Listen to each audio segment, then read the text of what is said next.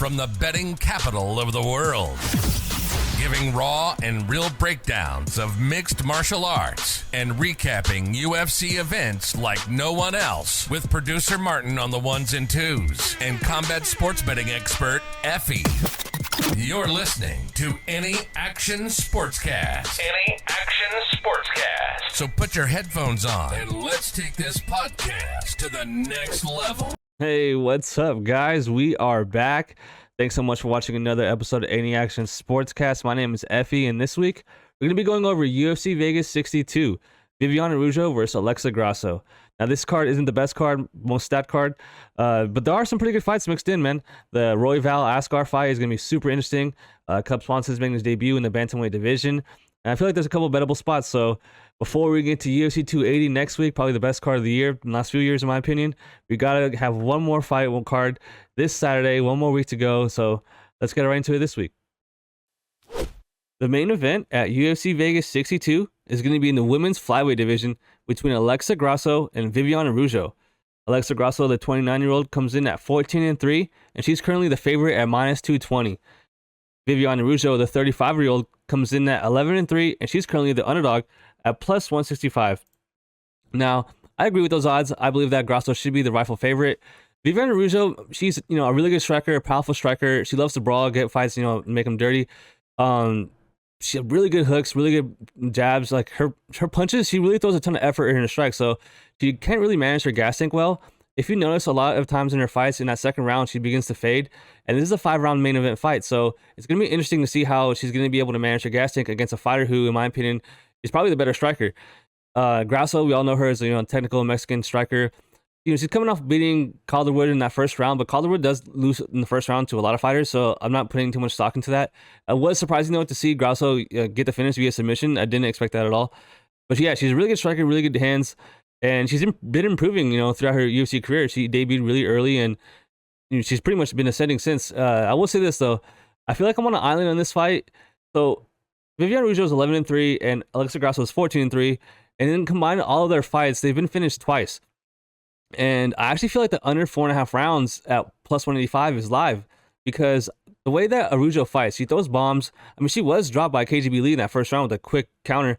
Dropped multiple times, I think, with a head kick, or almost, she was stunned, almost got finished. I'm surprised she actually won that fight, like the way she did. But I just feel like the way she fights, she gasses herself out. Like, let's say she's, looking good in that first round, even the beginning of the second round, she's going to begin to fade, whereas Grasso, in my opinion, can keep her pace for the whole rounds, or all 5 rounds. She did kind of slow down against Maycee Barber, but I think that was because she had 2 rounds banked, and all she really had to do was not get finished against someone that Maycee Barber that throws like from 2 feet out. She didn't have to worry about anything really coming back from Maycee. And if Araujo wants to use her grappling to get, win minutes here in the fight, I feel like that might gas herself out. I think that she might get tired from doing that. And I trust Grasso to get up, or, definitely not get submitted here. So I feel like that finish toward the end of the fight, maybe 3rd, 4th, 5th round, might be live here. So for my best bet on this fight is going to be under 4.5 rounds plus 185. My pick for the fight is going to be Alexa Grasso. Like I said, late knockout. And in the co-main event at UFC Vegas 62, we have Cub Swanson making his bantamweight debut against Jonathan Martinez. The 28-year-old Martinez comes in at 16-4. He currently sits the favorite at minus 200. Cub Swanson, the 38-year-old, comes in at 28-12 and finds himself as an underdog at plus 160. Now, I get it. I mean, guys, you're 38 years old, pretty much 39 years old, going down a weight class, never a good sign. You're probably going to be an underdog 9 out of 10 times. The thing is, this is not like a layup fight for Jonathan Martinez. Let's look at Cub Swanson first. Obviously, he's an OG, triple OG of the game. Been around forever. He's fought the who's who. He's lost, a lot recently. He's actually 2-3 in his last 3 fights, but his last 2 wins are against older guys. 35 and 37-year-old Darren Elkins and Daniel Pineda.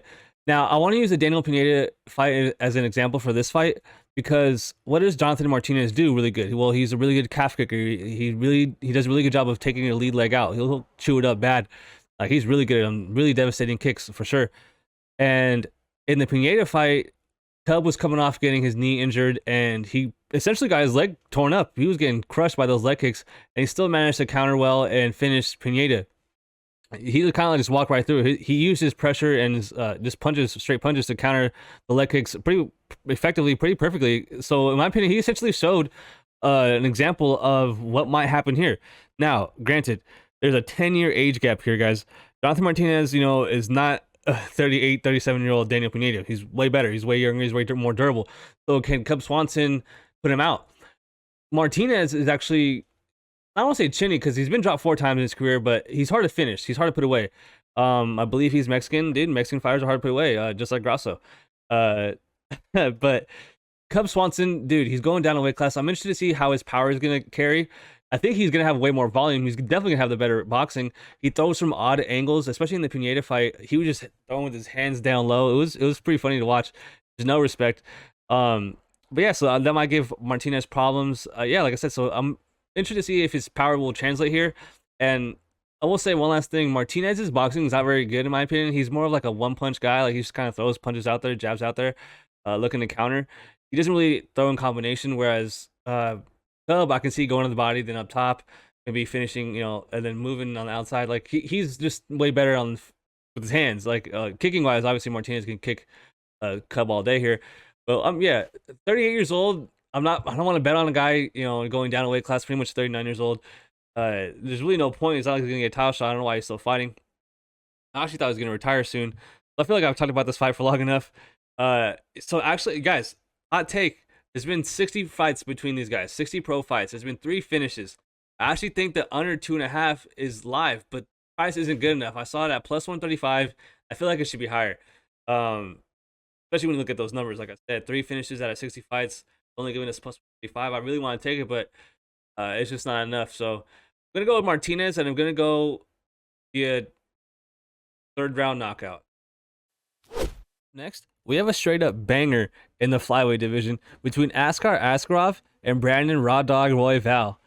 Askarov, the Russian, comes in at 14-1-1, and he's currently the favorite at minus 230.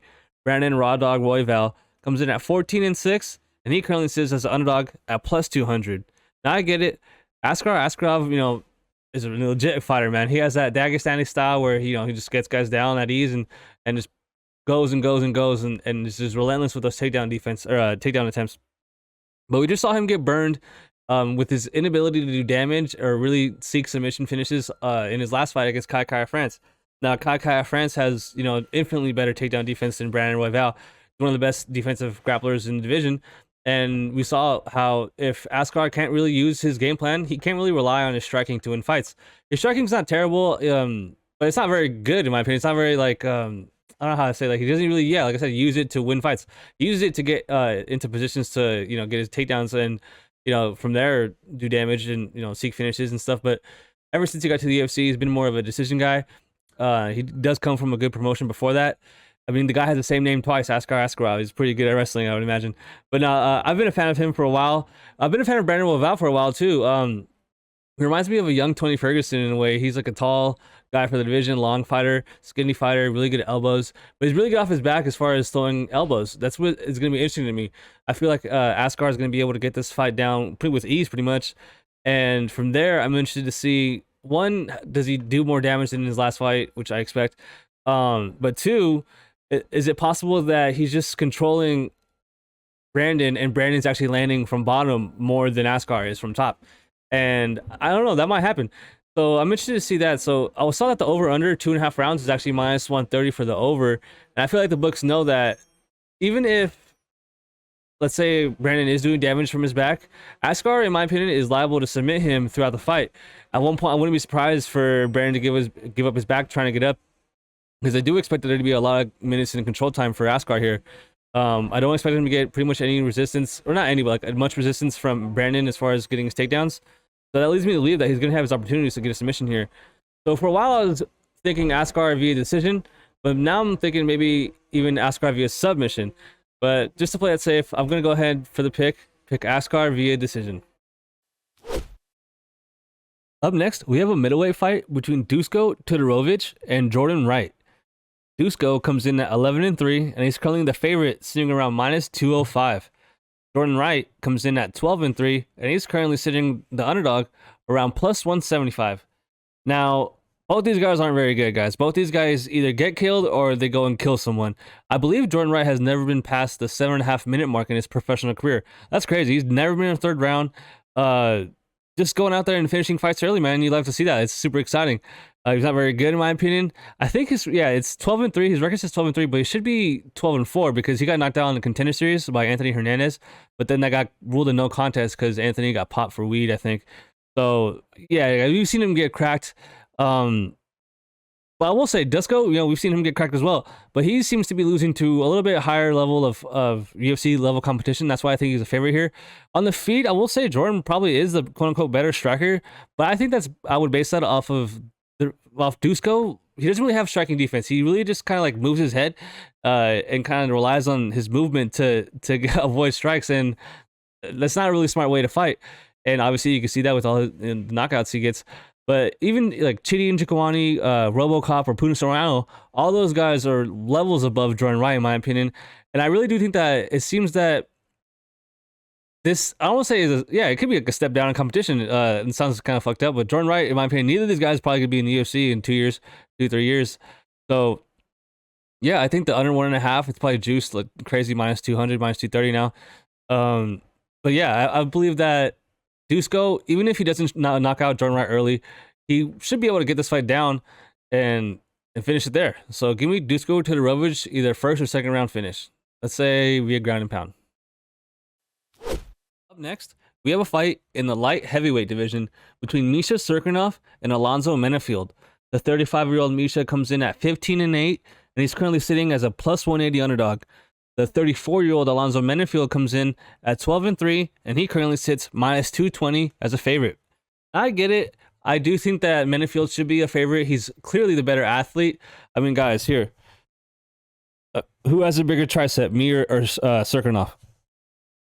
If you look at his left arm, shout out to Cody from Blood Money MMA. He actually tweeted this out. Look at his left arm. I don't know if he got like a car accident or like some sort of nerve damage, but one of his arms is like way smaller than the other one. But as far as how he fights, guys, yeah, he's on an 0-2 run. He went down to 185. He's back up at his natural weight class at 205. He got armbarred by Wellington Tournament, which a lot of us did not see it coming, really. And yeah, it just didn't look good at 185. Hopefully, like, he's kind of at a crossroads in his career. He's, really needs to get this win. Kind of like Alonzo Menifield was in his last fight. He fought that fake Ukrainian guy with the fake record. I forget his name. It's super hard to pronounce, but he dominated that guy.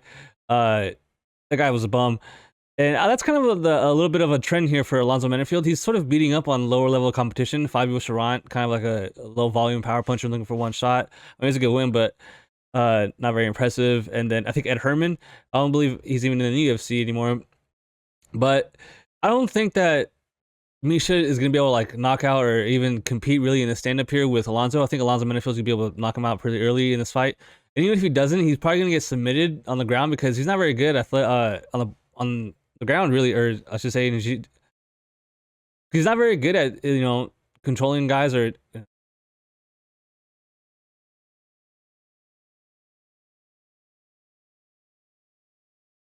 Because I don't rate his grappling very good. Misha is definitely going to have a grappling advantage here, and he's obviously going to look to get this fight on the ground. I believe that he might get clubbed and subbed here, or like if he does get clubbed, he might look for a sub here off his back. But yeah, because I don't believe Menifield's grappling's that good at all. He's just super athletic. I believe he played football at University of Alabama, but so obviously the guy's a big guy. But yeah, I feel like.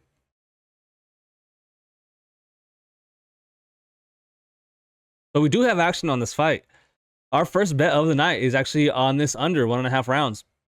I think this fight's going to end super early, whether it be late in the first round or in the middle of the first round, or even early in the second round, guys. I believe that Menifield is so bad on the ground that he's liable to get submitted, and he's liable to crack Misha, one-arm Misha, pretty early in this fight as well.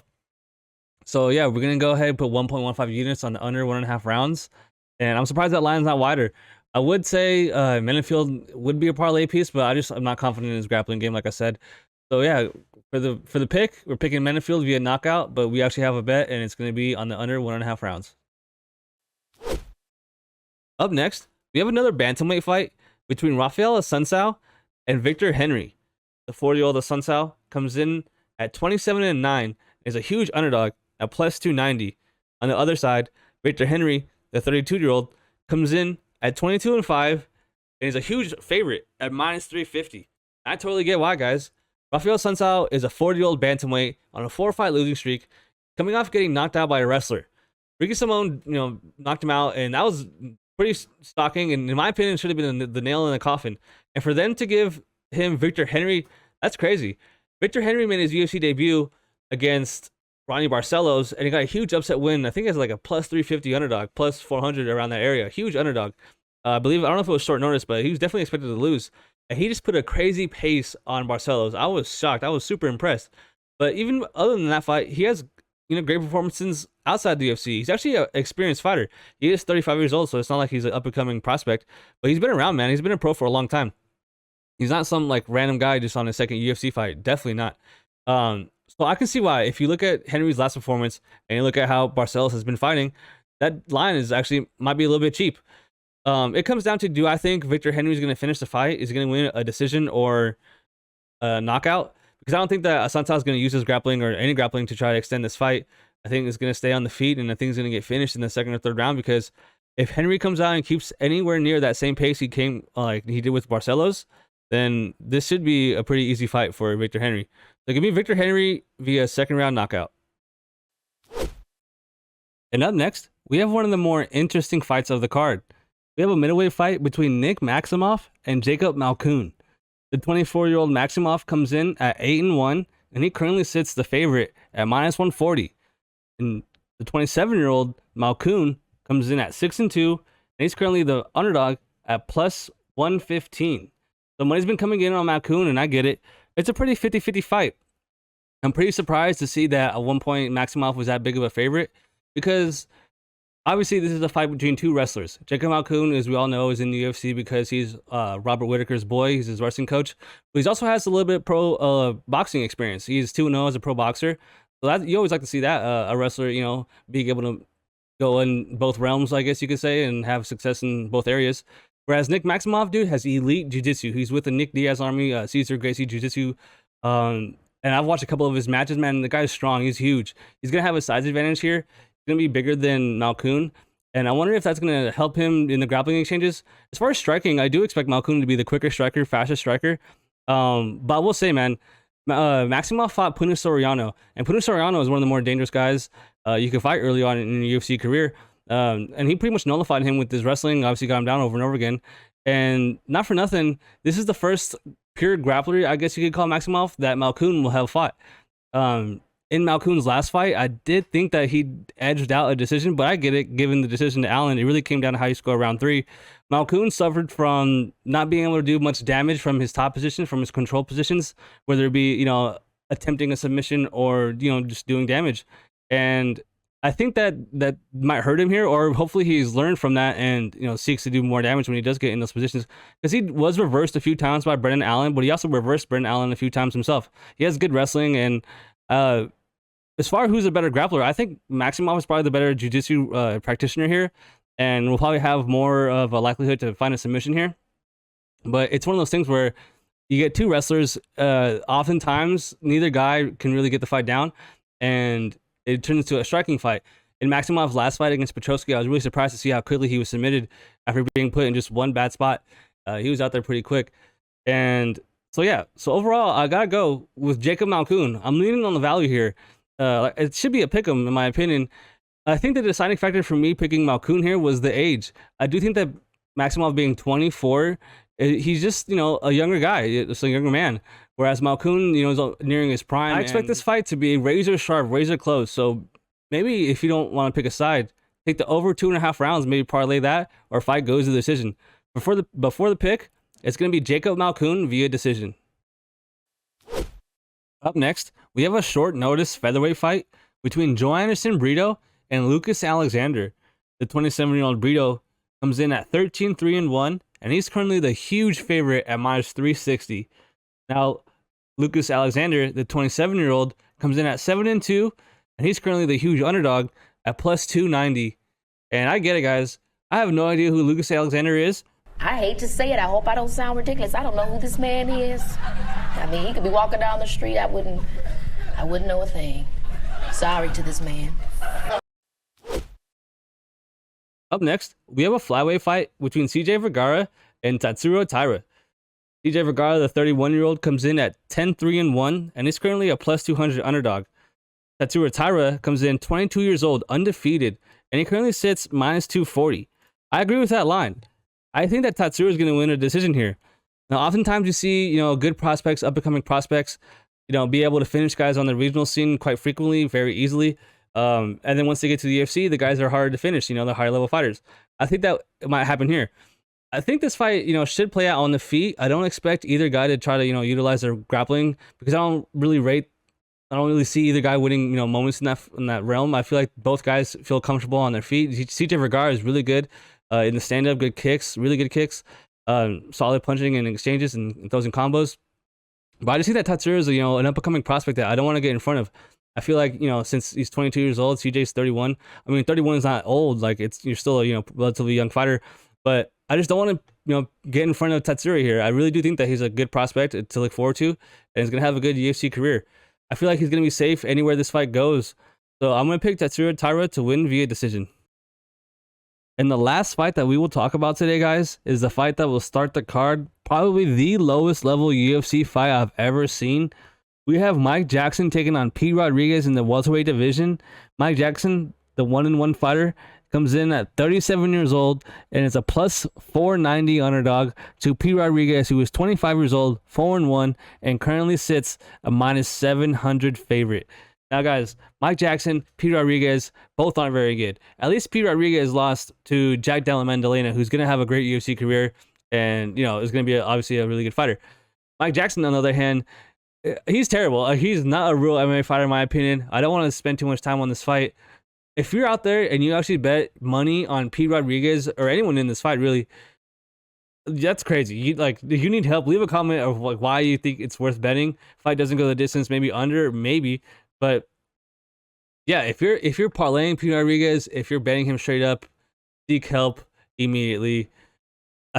Yeah, that's it. The pick is P. Rodriguez via knockout in the second round. And that'll do it for our UFC Vegas 62 prediction video. Thanks so much for watching, guys. Hit that like button, hit that subscribe button. Let me know what you think about my predictions and what about my bets so far. It's time to go over our official bets. So far, we only have one bet on this card, and it's the Misha Cirkunov versus Alonzo Menifield under 1.5 rounds at minus 115. We have 1.15 units risked on this bet to win one, and I really feel confident about it. I do expect to have more bets, and I also was told by my producer, Martin, that we're actually going to release one of our first ever shorts on our YouTube channel. Apparently, he's going to put out all of our bets on there. But for right now, we only have one, but I do expect to put more. I feel good about that bet. Like I said, Misha Cirkunov has one arm, one tricep, and he's just not a good fighter, man. Everyone that he fights is dropping him. Although they're pretty good fighters. Walker's a pretty good fighter. Ryan Span's a pretty good fighter, but even someone athletic and as big as Alonzo Menifield and explosive as him should be able to find his chin and crack him there. And let's say he chases him down and isn't able to ground and pound finish, maybe Alonzo gets us out and gets submitted himself. So, and even if it gets to the second round, and that beginning of that second round, those first few minutes are going to be, crunch time. But I think that they're going to be able to end the fight. So far, we only have one bet. We really appreciate all you guys watching. Sorry for the mic issues. Had to hold it all funny in this episode. But we'll see you guys next week for UFC 280, one of the biggest fight cards in the last few years, in my opinion. And yeah, I just can't wait to talk about that and get into tape studying for that fight. So let's do it. See you guys next week. Peace.